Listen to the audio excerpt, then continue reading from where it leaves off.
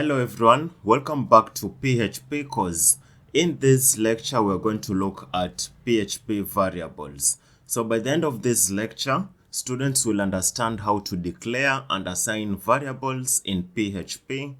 Students will also learn about different types of data types in PHP. So we're going to start by declaring and assigning variables. And we must also understand what variables are. So variables are containers used to store data values. Some of the rules for declaring variables in PHP include: the variable in PHP starts with a $sign followed by the variable name. 2. The variable name must begin with a letter or an underscore. 3. The variable names can only contain letters, numbers, and underscores. 4. Variable names are case sensitive. When we look at our variables.php file, we have a list of variables with different data types. And we just want to look at some of the rules that have been applied in this. As you can see, in all these variables, they are beginning with the $sign. So without the $sign, this is not a variable. So it has to begin with the $sign. Then the names must begin with a letter or an underscore. So if it begins with a number, then of course that will not be a variable. So it must begin with a letter or an underscore.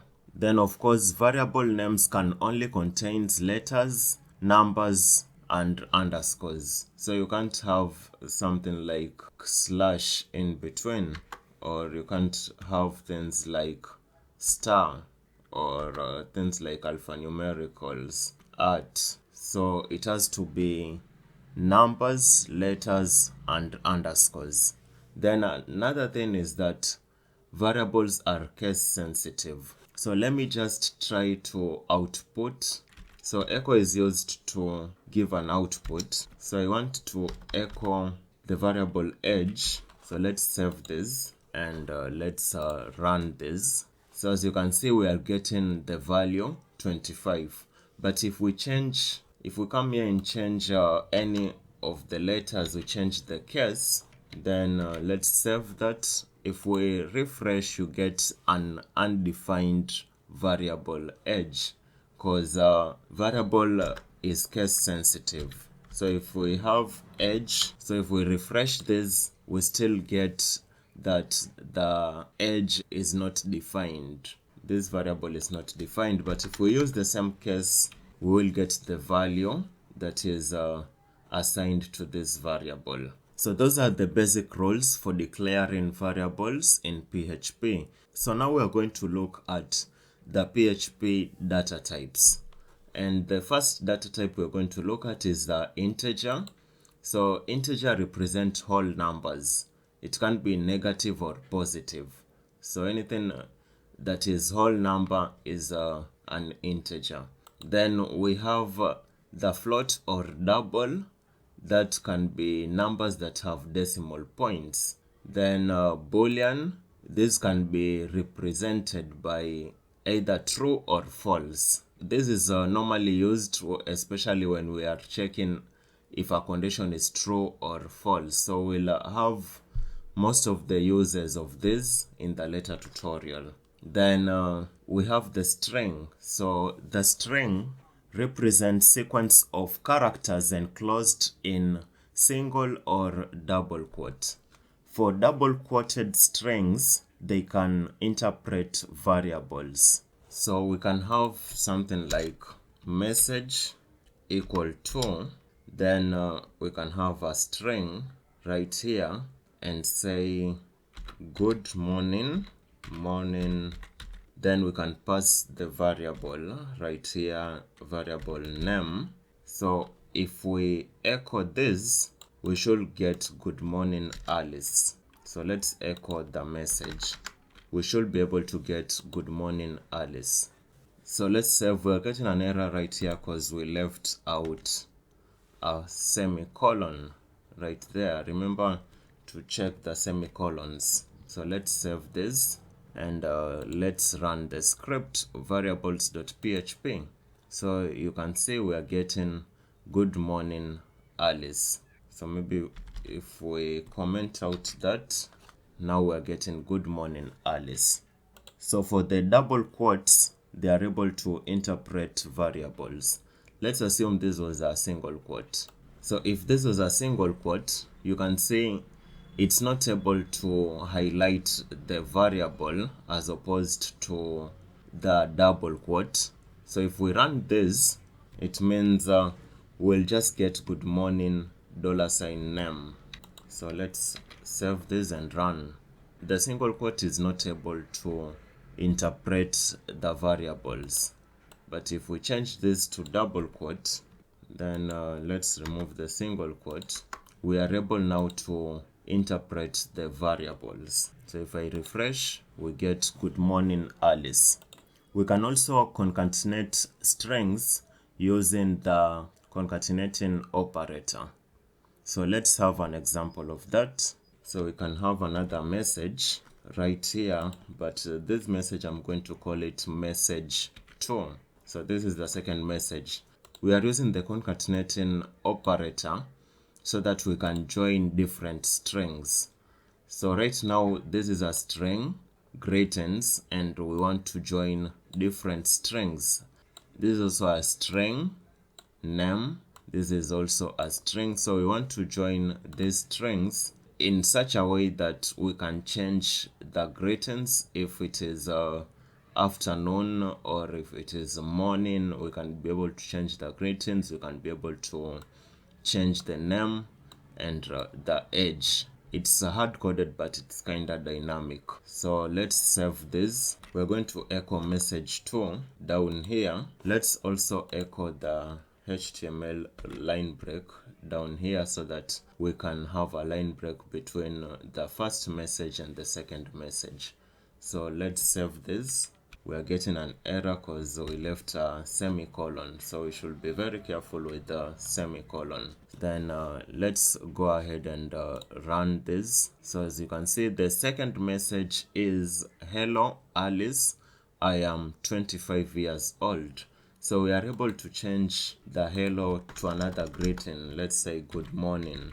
We can also change the name to, let's say, Paul, and we can change the age if Paul is 30. Then if we save this and refresh, you will notice the greetings have changed to good morning Paul. Then the years have also changed to 30 years old. So till this point, we've been able to look at the integer, data type, double, boolean, and string and strings. So these collectively we refer to them as scalar data types. So these are the simplest data types in PHP. So right now we are going to proceed and look at another set of data type referred to as compound data types. So compound data types allow you to group multiple values or entities together. So we are going to begin with one of the compound data type, that is array. So array represents a collection of values which can be indexed numerically or associatively. So this is an example of an array. This is an example of array. This array is an array that stores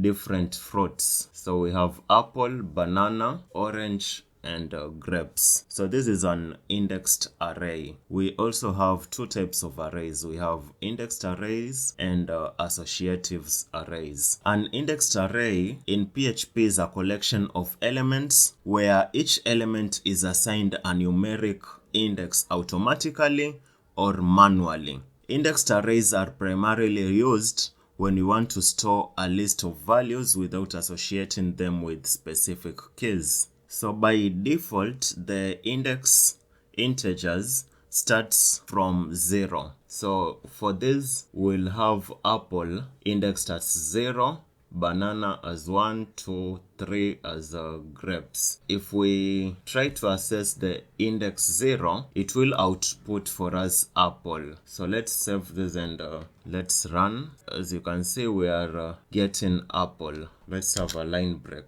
So the same, if we want to access let's say like grapes is indexed as 3.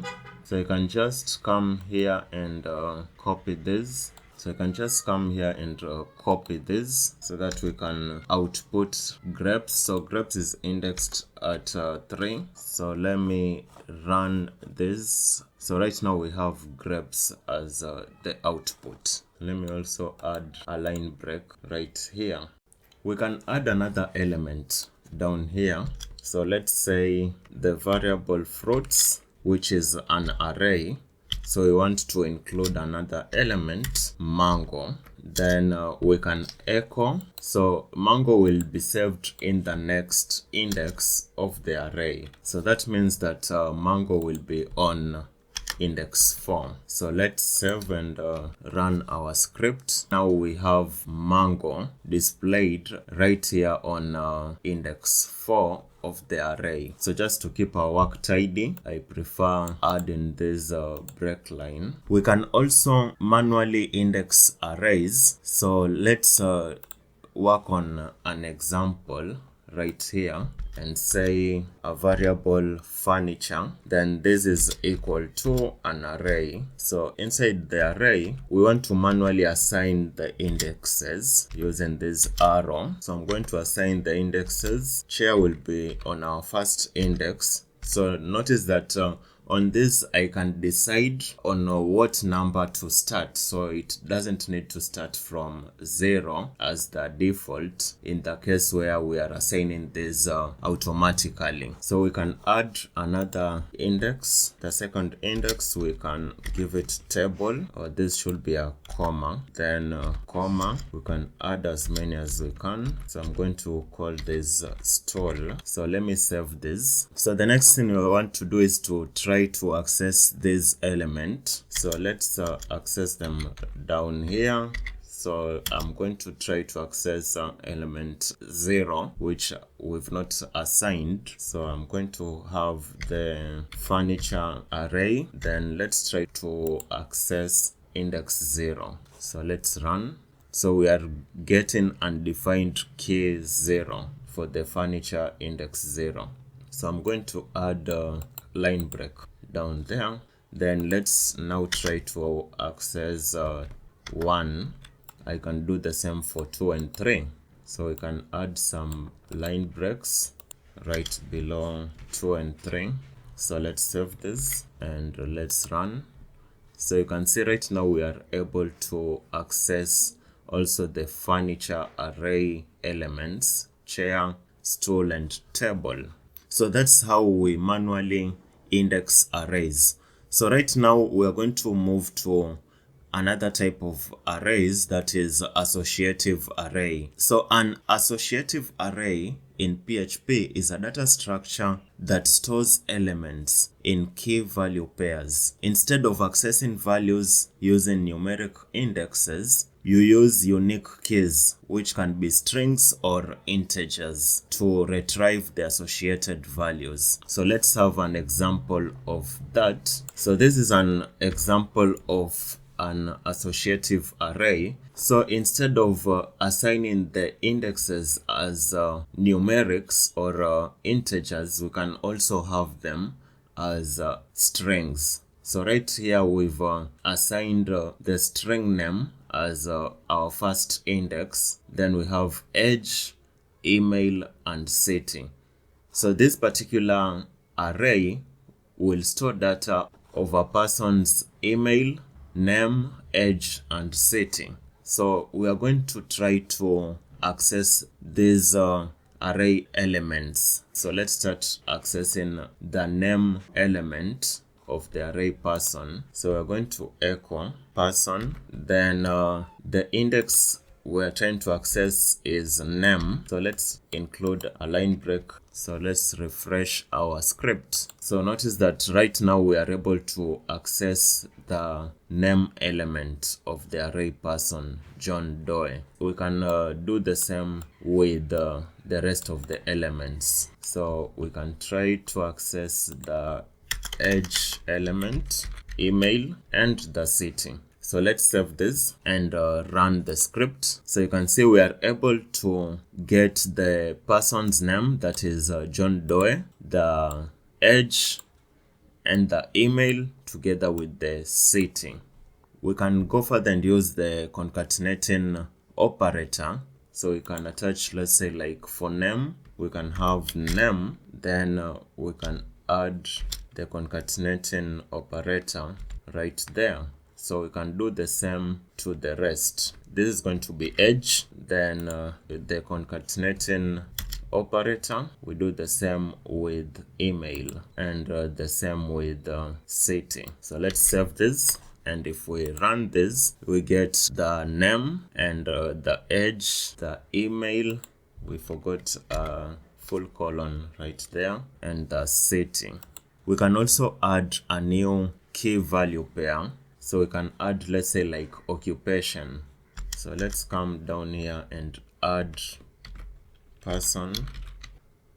Then let's add a key right here as occupation.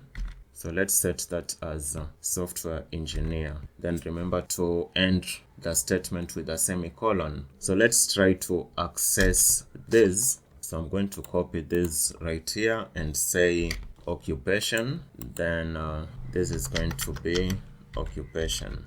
So let's save this and run. So you can see we have occupation, software engineer. We've been able to add another key to the array variable person. So that's it with arrays. Of course, we'll have another topic to look at arrays in details, but that's it for the array data types. So let's move to the next data type, that is object. So what is an object? An object represents an instance of a class. So let's just have a look at a syntax of an object. So this is our object. So this is where we are defining our object. And as we said, an object is an instance of a class. So that means that we must have a class that will be used as an instance of the object. So in this class, we have a property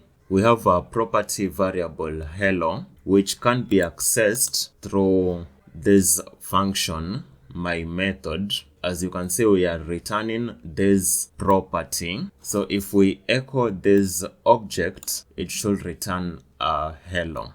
So let's now echo this object. So since the object is an instance of the class, it means once we have this object, we should be able to access this function right here, my method. So this simply takes us to definition of a method. So a method is a function that is within a class. So let's try to access it. So we want to access the method my method through our object. So if we echo this, it should return hello. So let's save this and let's run our script. Maybe before we run our script, let me just add a line break. So let's run. So you see now we are able to get the hello, which is a function inside my class. So we are able to return hello. So that's just a simple explanation of what an object is. And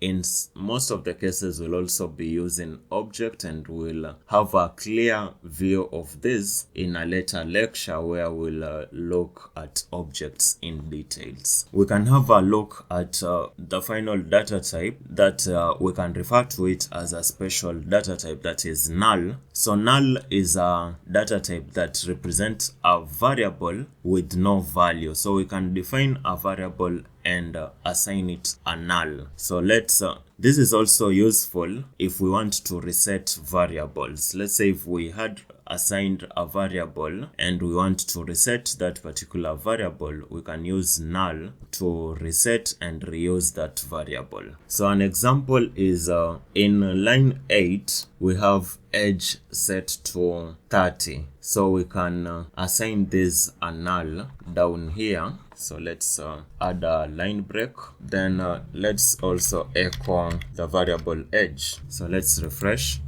So let's save this, run the variable script. So we don't have anything displayed on age right now, but after the null, if we want to reset this, we can set age to 60. So if we save this and run this time round, we should get age equal to 60. So that is simply the use of null data type. PHP offers a rich set of data types to handle various kinds of data efficiency. Understanding these types and their characteristics is crucial for building robust and maintainable applications. So for now, that's it for variables and data types. See you into the next video lecture where we are going to look at the variable scopes. Thank you.